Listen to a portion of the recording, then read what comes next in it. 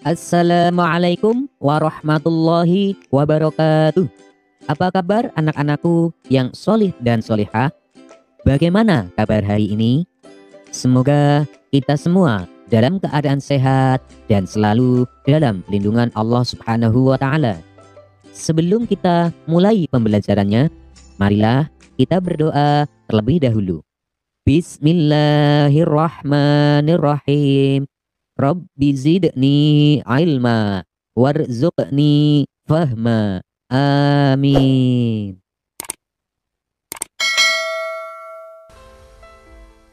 Anak-anak, dalam video pembelajaran kali ini kita akan mempelajari materi tentang mari mengenal Rasul-Rasul Allah dengan submateri sikap terpuji para Rasul Allah dan Rasul Ulul Azmi.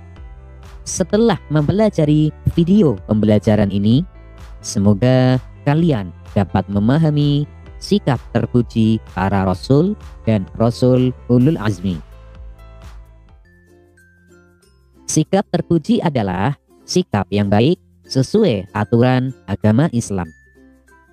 Sikap terpuji para Rasul dibagi menjadi dua, yaitu sikap terpuji kepada Allah Subhanahu wa Ta'ala sebagai pencipta alam semesta. Kemudian sikap terpuji sesama manusia dan alam semesta. Yang pertama, sikap terpuji kepada Allah Subhanahu wa Ta'ala sebagai pencipta alam semesta. Kita telah mengetahui bahwa para rasul memiliki sifat wajib, yaitu siddiq artinya benar, amanah artinya dapat dipercaya, tabligh artinya menyampaikan, dan fatonah artinya cerdas. Selain memiliki sifat wajib tersebut, mereka juga taat dan patuh kepada Allah Subhanahu wa Ta'ala. Contohnya, Nabi Muhammad SAW setiap malam beliau melakukan sholat tahajud. Sholat tahajud hukumnya adalah sunnah. Tapi bagi beliau Nabi Muhammad SAW, sholat tahajud adalah sesuatu yang wajib. Kemudian puasanya juga. Beliau selalu berpuasa setiap hari Senin dan Kamis yang dilakukan secara rutin. Kemudian ada juga Nabi Dawud alaihi salam. Nabi Dawud alaihissalam itu puasanya adalah 1 hari puasa, 1 hari tidak. 1 hari puasa, 1 hari tidak. Maka dari itu puasanya Nabi Dawud disebut dengan puasa Dawud. Kemudian sikap terpuji para rasul yang kedua adalah sikap terpuji sesama manusia dan alam semesta. Baik itu sikap kejujurannya, sikap simpatinya, dan lain sebagainya. Ada sebuah kisah bahwa Nabi Muhammad SAW pernah menghadapi pengemis buta. Pengemis buta itu agamanya Yahudi. Jadi, kalau Nabi Muhammad SAW lewat, beliau suka memberi makan orang Yahudi tersebut. Akan tetapi, yang keluar dari mulut orang Yahudi itu adalah kata-kata kotor dan selalu menghina Nabi. Namun yang uniknya lagi adalah orang Yahudi itu tidak mengetahuinya. Kalau orang yang suka memberi makan itu adalah orang yang dijelek-jelekan. Karena dia buta sehingga dia tidak mengetahuinya. Walaupun sikap pengemis buta seperti itu, akan tetapi Nabi Muhammad SAW selalu memberi makan setiap hari. Para nabi dan rasul itu terpelihara dari segala macam dosa, baik itu dosa kecil apalagi dosa besar. Akan tetapi sebagai manusia biasa tidak bebas dari sifat khilaf, seperti yang dilakukan oleh Nabi Adam alaihissalam, yaitu mendekati pohon larangan Allah Subhanahu wa Ta'ala karena akibat godaan syaitan. Kemudian sikap terpuji para Rasul Ulul Azmi. Perhatikan firman Allah Subhanahu wa Ta'ala berikut ini. Bismillahirrahmanirrahim. Wa idh akhadna minan nabiyyina mitsaqahum wa minka wa min Nuhin wa Ibrahim wa Musa wa Isa ibn Maryam wa akhadna minhum mitsaqan ghalidha. Shadaqallahul azim. Artinya, dan ingatlah ketika kami mengambil perjanjian dari para nabi dan dari kamu sendiri, dari Nuh, Ibrahim, Musa, dan Isa putra Maryam, dan kami telah mengambil dari mereka perjanjian yang teguh. Al-Quran Surat Al-Ahzab ayat 7. Sikap terpuji dalam ayat tersebut terdapat kata teguh, yaitu perjanjian yang teguh.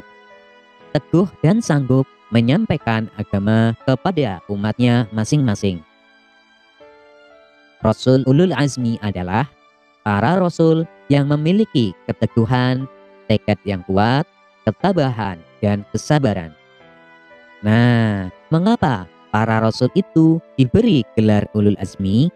Karena mereka yang paling banyak mendapat tantangan, paling banyak mendapat penderitaan, akan tetapi mereka tetap teguh, tabah, sabar, dan terus berjuang menyampaikan ajaran Allah Subhanahu wa Ta'ala kepada umat manusia.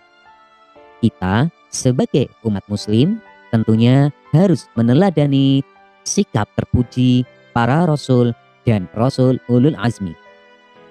Meneladani artinya mencontoh.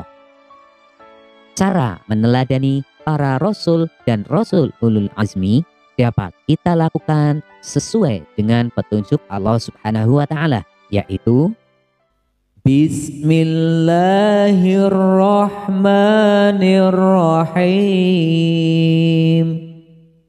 Fasbir kama sabara ulul azmi minar rusul.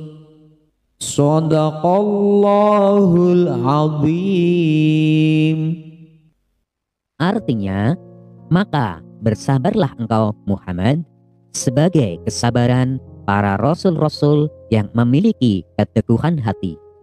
Berdasarkan ayat tersebut, kita dapat memahami bahwa cara meneladani para rasul dan Rasul Ulul Azmi adalah dengan cara teguh dan sabar.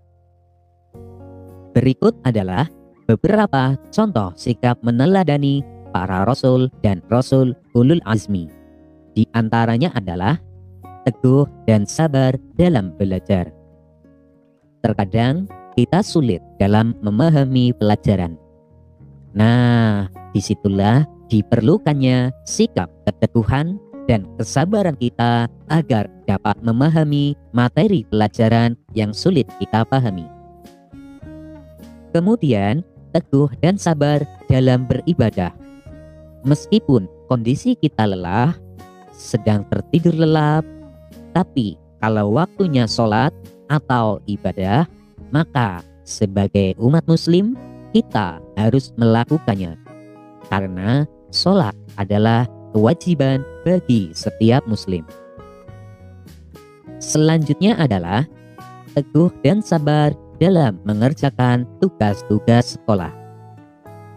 Sebagai pelajar, kalian harus teguh dan sabar dalam mengerjakan tugas sekolah. Mengapa?